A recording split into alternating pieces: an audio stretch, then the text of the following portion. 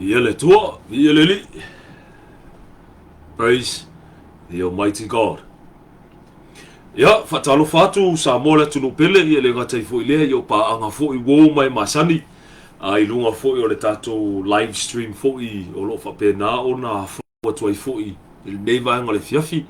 Ia le ngata ifo ile ia o ya ila to fo o lo masani na to in mai fo I lives o le Christ Crucified Ministries. Ia vi ia le tua ia popo fa asifa malosi. Il proclame fo o fa ngoina o le fa manatu Atili. Ia tama ia tato tele folau fo I se manatu mo we ia la tato anga mo mo lo mo le tua I se talo amateli ai nai fo I se fa malos ia le tua tato wi fo matalo tabai vi ia la o fio ele no fa after tele mo never no mata o fie mbawa fo ela fa na ule e fa pena na fa lo ngai fo il fa malos au mai la o fio pa ia tu na tu si ti ai mato uma ia te oi o tu fia le mato ngā lala, le ngata I le wha matala loto e la o fio, talaia le li e no no tanga o lo I ate mato, e na I tu taula I ate oe. Whaton whalau mai la o fio wha mole, while o ina lo mato wola o lo iai nei, while o ina I ate oe ke riso Yesu. Sa alu unga le mana o lo toto e sau ina ai, mato uma le li le ngata I le ala wha unga mana tala ina ai, le mato whalongo le li, whalongo I le usiu fonga. Vi o e lo mato tua, ta mai ngā tia fo I lau mea whenga ruenga I whatau waa, e matu watu ne I ate oe, whao ngā ina e lau fio whamon. Ta maare talo lea, tui nātu I ate oe, si tia I ate oe, e latu I ate oe ke riso Yesu, e ole, ma walau atuai. Amene, amene. Amene ma amene. Li ia le tua, li ia le li. Ia, ua na o se whamanatu fo I se tau longolongo mo e mau, ile nei fo I vaenga le fiafi, whea lava se mo e mau o mai fo I ne whasalaunga, ia fa pena fa talofa fa felo yatu ile swafa man malo tato li fa olo ke riso Yesu na o se vaenga mai le upo le tua me fa pena ona oto mai fo I ne vaenga le fiafi ina ia fa pena ona avea o se lui tau ia te ta ua ile ngata ile ia fa manatu Atili ia te ta ua ina ia Atili na fa tupula ia ta ua folaunga folau fa tasi male tua. Praise God. Ole tusi la e peru lo no mata upo sumbatasi o lona fai upo mua e fa pelo no fai tawina o le fatu atua o le fa lango lea I mea ua fa mo iai o le mautinoa lea o mea e le o vaaya ia tama o mata upo na lo fa pena ona au mai fa marsi au ia te tatou le nei fai vai le fiafi pol nei tu la le aso ia tama o le fatu atua. Praise God. Tato te pataula I ne matato fuanga I le mea lo whapena tala noa mai le upo le tua I le mea tau o le whatua tua o le me le mawhai e le o se mea whaitino e le mawhai na wa ai e mata ai peita I ane o le mea o lai whapena na e tari tonu I ai ma le mea o lai whapena na e whalango I ai o lo I ai se wha moe lia tama to mai le ata whataitai ele tai me fa pe merta la tato fatu tua I me tato te faia ia e peta ia ne o to tele uni so tato se longa e va ai atu I se me o laitino mai fatu ai lola ia le o mingoi pangale fata tai inga tai pe o tupe se longa ia se tupe tono lautanga fatu ai lola ia le wa e mingoi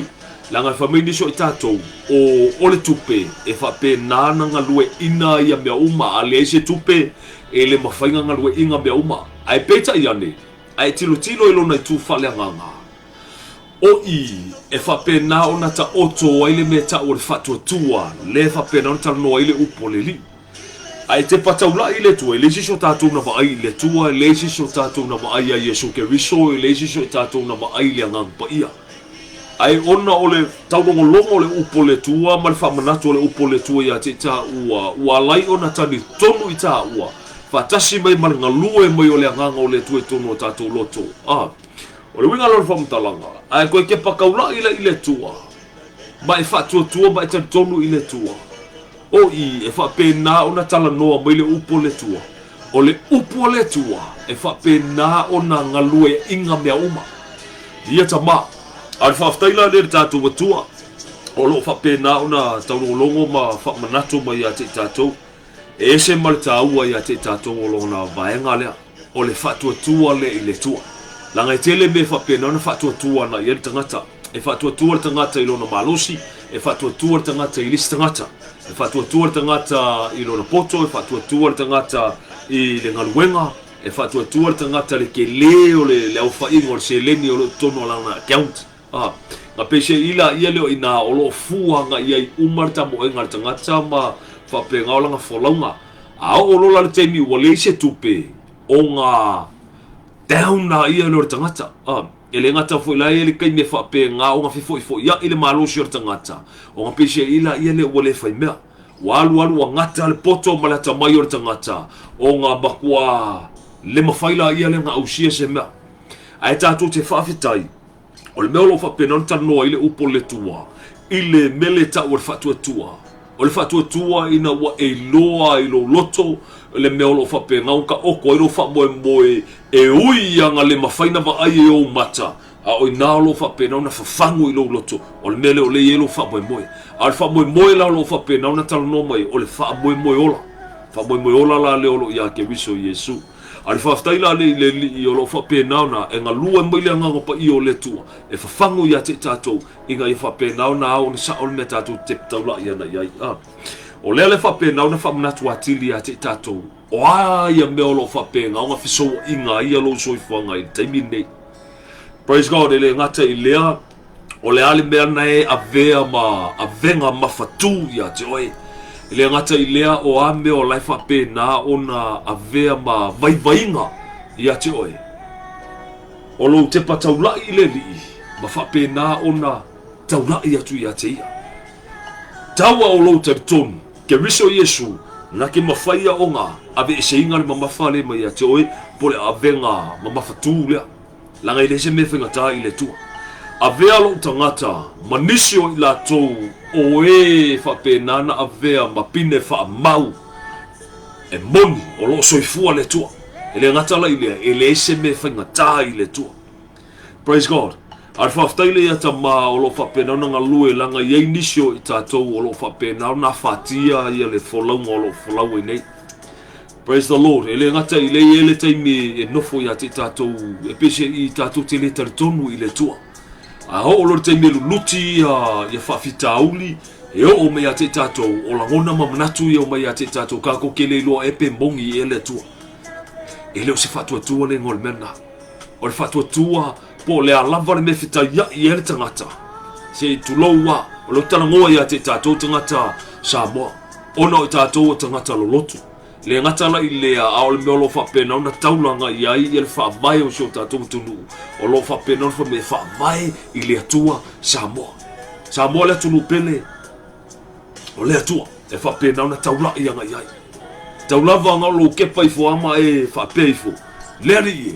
le avenga leo lo i ate au e ui ana o le vaai a te oe e ui a i lo loto o te le lopo fea le i ai la o fio ai o te matu watu i ate oe o masalonga